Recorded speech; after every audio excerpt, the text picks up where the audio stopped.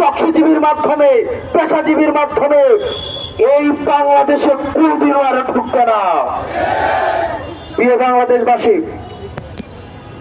আপনাদের ঐক্যবদ্ধ থাকতে হবে। আপনি নানা মতের হইতে পারেন, নানা পথের হইতে পারেন, আপনি ডানপন্থী, বামপন্থী, মধ্যপন্থী, আপনি যেই পন্থী হন না কেন, আমাদের একটা জায়গায় আমাদের এক হইতে হবে। আমরা এইখানে যারা আছি আমরা হচ্ছে বাংলাদেশ পন্থী। আপনি কি হাত উপরে বাঁধবেন নাকি মাঝে বাঁধবেন? আপনি কি হাত ছেড়ে নামাজ পড়বেন নাকি বেঁধে নামাজ পড়বেন? আপনি ডানপন্থী হবেন নাকি বামপন্থী হবেন? মিলাদ পড়বেন কি পড়বেন না? শাহবাগে গান গাইবেন কি গাইবেন না?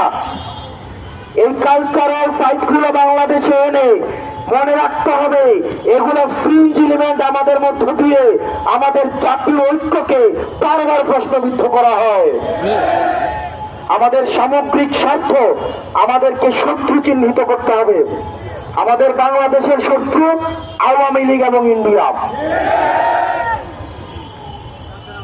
আল্লাহর দোহাই লাগে আপনাদের কাছে, আপনারা যারা রাজনৈতিক দলগুলো আছেন, আপনাদের ছোট ছোট ব্যক্তি স্বার্থের ঊর্ধ্বে উঠে এই ছোট ছোট বিষয়ে বাহাস না করে এই প্রজন্মটার দিকে তাকায়া, ওসমান হাদির প্রজন্মের দিকে তাকায়া আপনারা ব্যক্তি স্বার্থের ঊর্ধ্বে উঠে, দলীয় স্বার্থের ঊর্ধ্বে উঠে আপনারা বাংলাদেশটাকে ধারণ করেন।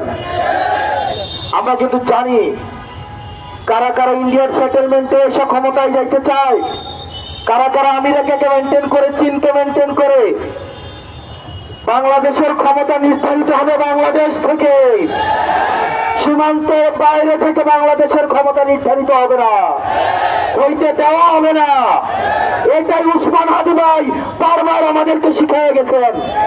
আমাদেরকে এটা ধারণ করতে হবে এবং উনি যে শহীদ মৃত্যু, যে গ্লোরিয়াস মৃত্যুর আকাঙ্ক্ষা উনি ধারণ করেছে, এটা আমাদের সবাইকে ধারণ করতে হবে। প্রত্যেকবার দেখা হইলেই উনি বলতেন, আমার সাথে ওনার পরশুদিন ওনার সাথে গতকাল ঘটনাটা ঘটলো, এর আগের দিন দুপুরে 1টার দিকে ওনার সাথে আমার কথা হয়েছে। একটা মানুষ এই পুরো সময়টা দলের ঊর্ধ্বে উঠে, মতের ঊর্ধ্বে উঠে, পথের ঊর্ধ্বে উঠে বাংলাদেশটার জন্য একা একা বাতাসা মুড়ি নিয়ে নির্বাচনী প্রচারণায় নামছে।